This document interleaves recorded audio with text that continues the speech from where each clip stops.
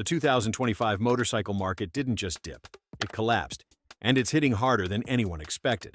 Because while the world was still talking about supply chain shortages, dealers were already drowning in 280-plus days of unsold inventory.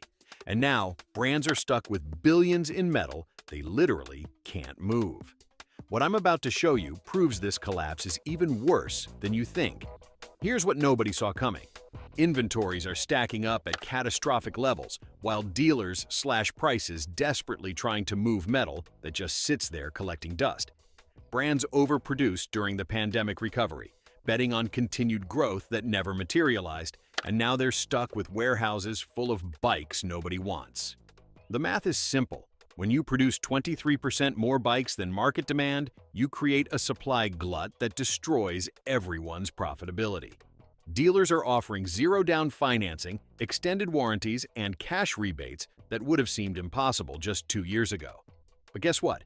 Even with these desperate incentives, the bikes aren't moving. How do you think that's working out for dealer cash flow when they're paying interest on every unsold unit? Now here's where the real panic sets in. Dealers are in full crisis mode as floor plan loans bleed money while inventory sits stagnant. These loans charge interest on every bike sitting on the lot, and when inventory doesn't turn for months, those costs multiply exponentially. Dealers are hemorrhaging cash on bikes they can't sell while banks demand their monthly payments regardless. Trade-ins are getting rejected faster than bad credit applications because dealers already have too much used inventory they can't process. The used market is crashing simultaneously, creating a double hit that's devastating dealer operations.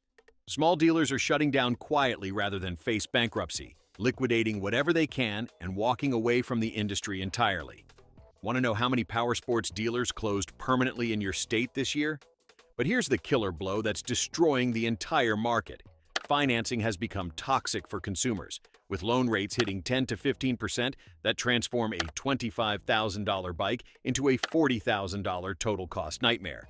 When you're looking at monthly payments exceeding $500 before insurance, most potential buyers simply walk away. The math doesn't work for regular people anymore. Rejection rates have skyrocketed, with roughly 1 in 5 applicants getting denied outright, even with decent credit scores. Banks have tightened lending criteria so aggressively that motorcycle loans now require the same qualifications as luxury car financing.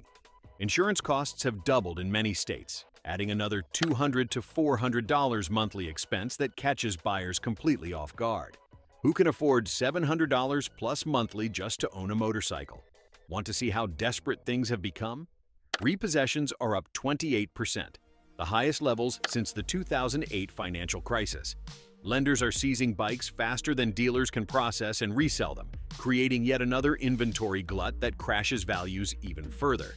The repo cycle is vicious and accelerating. Riders are trapped in upside-down loans where they owe significantly more than their bike is worth in today's crashed market. I've seen cases where someone owes $15,000 on a bike worth $8,000. That's financial devastation that destroys people's willingness to finance another motorcycle ever again. What happens to an industry when an entire generation of customers gets burned this badly? Meanwhile, the used market is experiencing its own spectacular meltdown that's making everything worse. Trade-in values have crashed 35% across most categories, wiping out equity that riders were counting on for upgrades. That Harley you paid $28,000 for in 2022? It's worth maybe $16,000 in trade today, if a dealer will even accept it. The flood of used bikes is creating impossible competition for new motorcycle sales. Why would anyone pay $15,000 for a new entry-level bike when they can get a barely used premium model for the same price?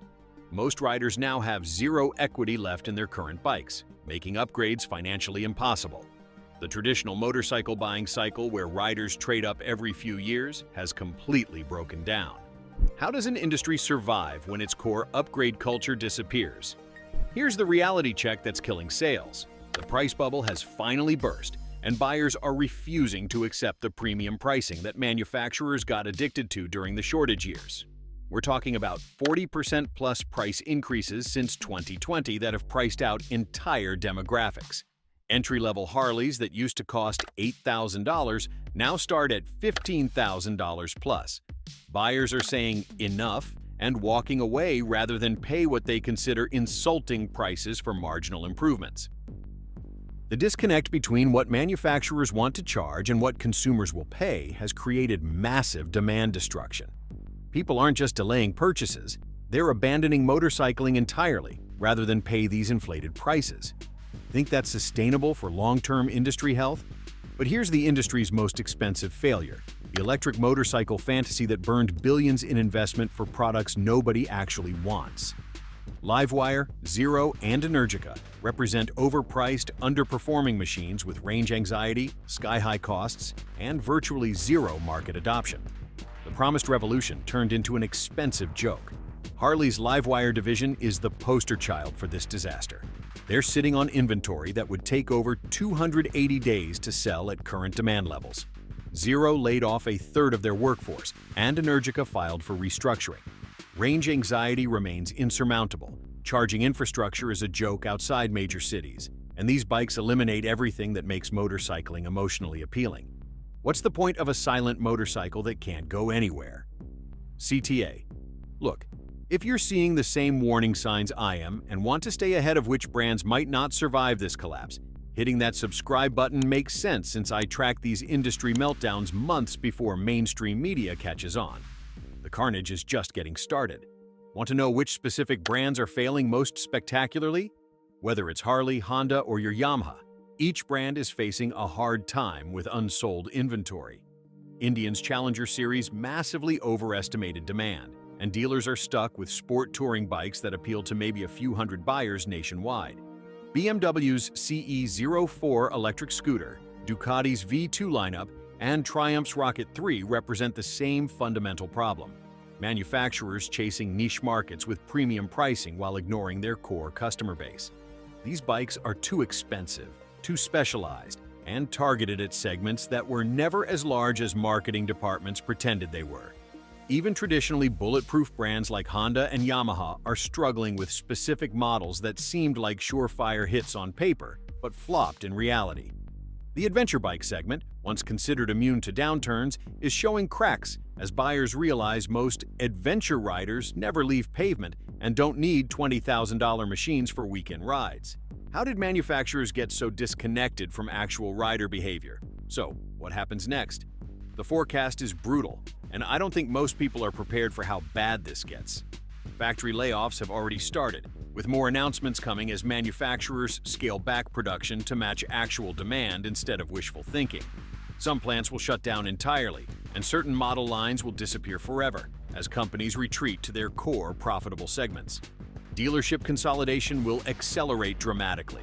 Expect 20 to 30% of current dealers to close within the next 2 years. Survivors will be larger operations with deeper pockets, while local family-owned dealers get wiped out completely. Entire regions might end up with one dealer covering areas that previously had 5 or 6. Parts and service will become more expensive as the dealer network shrinks, making motorcycle ownership costlier even for people who already own bikes. Several brands won't survive this downturn in their current form.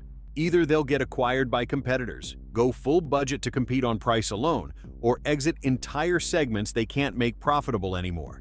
The industry that emerges will be smaller, more consolidated, and focused on fewer, more affordable models. Will that be enough to save what's left? Here's what really happened. This collapse was entirely predictable if you were paying attention, but the industry ignored every warning sign because profits were too good during the artificial shortage period. Manufacturers got greedy, dealers got complacent, and financiers got reckless. Now everyone's paying the price except the executives who engineered this disaster. The saddest part? This didn't have to happen. Reasonable pricing, sustainable production levels, and focusing on core customers instead of chasing fantasy segments could have prevented most of this damage. Instead, we got an industry that prioritized short-term profits over long-term sustainability and believed its own marketing hype instead of market reality. Young riders are being priced out entirely, creating a demographic time bomb as the current rider base ages out without replacement. The industry spent so much time chasing premium customers that they forgot motorcycling's roots as affordable transportation and accessible recreation. What happens to motorcycle culture when only wealthy people can participate? The bottom line is simple.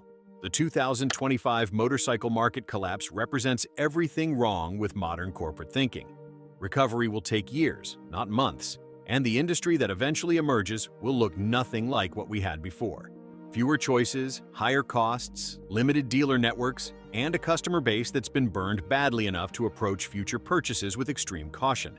The manufacturers and dealers who survive will be those who recognize that motorcycles need to be accessible, affordable, and genuinely appealing to regular people, not just affluent enthusiasts willing to pay any price. Until that fundamental shift happens, expect more bad news, more closures, and more disappointed riders walking away from the sport entirely. This isn't just a market correction, it's the end of motorcycling as we've known it for decades. The revolution isn't coming, it's already over. Subscribe our channel to stay updated with crashing motorcycle industry.